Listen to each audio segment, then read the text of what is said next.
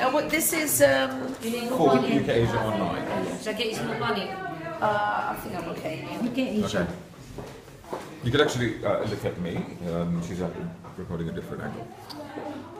Where are they set up? In that room again. Let me record where I can see her face. Yeah. Here. So we're going to step back a little bit. Thank you very much. First of all, one of the things that I couldn't take off of my mind when I was watching this last night was it was very relevant in 2001. Is it still relevant, do you think? Well, I think so. I mean, I think it's very popular with the audiences. We've had 9 previews now, and every preview's had a standing ovation. So I think that there's something very relevant about the story for today, but also I think it's a very universal story for any time, really. It's about parents, it's about kids, and it's about trying to traverse a sort of cultural area that that so many people, regardless of their background, are trying to sort of live with every day. The other thing is that the film was so enjoyable because there was something very kind of stripped back, very lean, very small about it. But you've gone the completely opposite direction. It's become very Punjabi, very, very ambitious now. What was the challenge in kind of transforming it? Well, exactly what you say. I mean, going from a small film, in the sense of watching on a DVD screen or whatever, to a huge stage with 1,000 people sitting there live, we had to just really lift everything up, and that's certainly what we aimed to do. With with just lifting up the emotional storyline, obviously all the singing and dancing. So it's a big theatrical experience, and that's what we needed to do to bring the film alive on the theatre. So anyone who's seen the film, I think what's in store for them is a much bigger emotional journey than the film has given you, and also the fact that you feel like you're there with them. You're in that family's house, or you're at the football ground, or it's a very immersive experience. And coming to the theatre and seeing a live show, is incredibly emotional, I think. And part of that emotional experience are the lyrics. And how involved were you in writing them with Mr. Hart?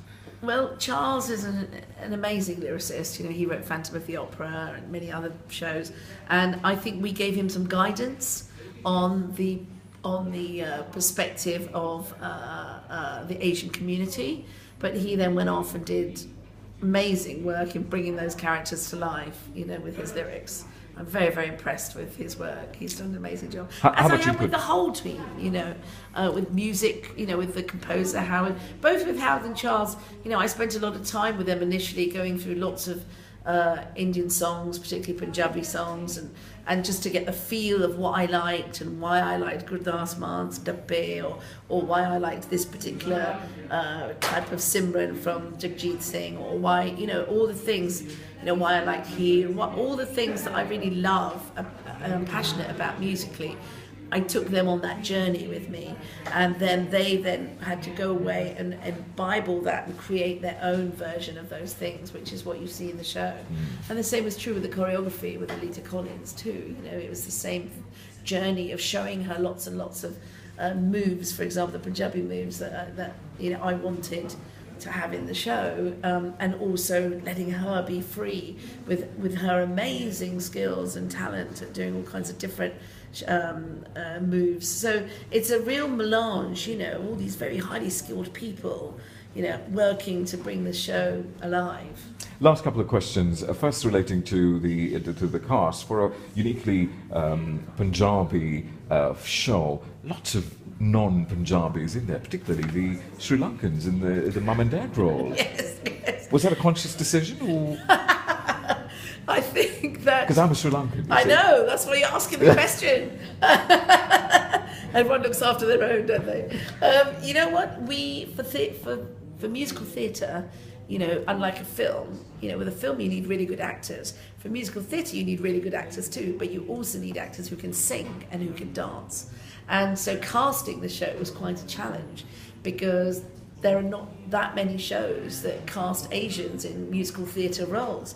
So we were very lucky to find our actors, and both Tony and Natasha, who played the mum and dad, are excellent musical theatre actors, and they just happen to be Sri Lankan, and I've got them speaking Punjabi, which they sometimes have struggled with, but I think they got there in the end. I know. Finally, should Sepp Blatter step down, or should he be dragged away kicking and screaming? What should the world do about this man?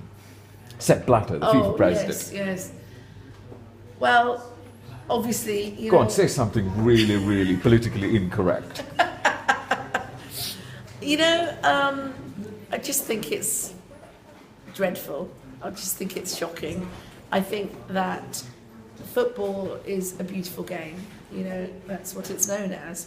And I think that the disrepute that has happened on a global scale, is shocking.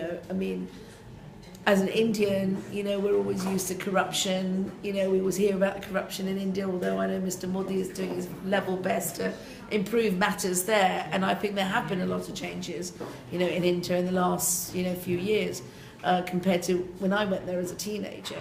But I think that we don't expect that kind of corruption from those kind of organisations, and I think it was quite shocking. It's quite shocking, and it's carrying on. Oh my God, who knows where the story's going to end? Great. Love the show. All the best. Thank you so much. Thank you. Thank you.